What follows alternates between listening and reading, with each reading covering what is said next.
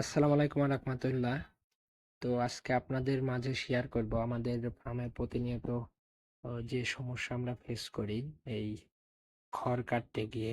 এগুলো হচ্ছে খড়, আর এটা হচ্ছে খড় কাটা মেশিন, ঘাস কাটা মেশিনও আমরা বলি। এটা হলো সমস্যা।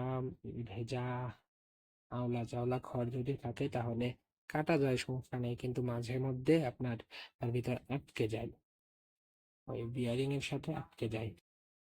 তো তাও এটা আমাদের প্রতিদিন করতে হয়। কষ্ট হলেও এটা প্রতিদিন করতে হয়, কারণ এটা আমাদের কাজে লাগাতে হয়। আলহামদুলিল্লাহ। তো এত সমস্যার পরেও আমাদের আলহামদুলিল্লাহ বলি। আর আলহামদুলিল্লাহ আমাদের এই একটা ফার্মের গাভী হয়তো অল্প কিছুদিনের ভিতরেই বাচ্চা দেবে আশা করা যায়।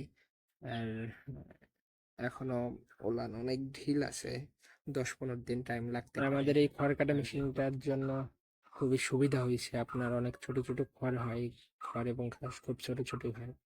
আর আমাদের জন্য দোয়া করবেন সকলে। আল্লাহ হাফেজ।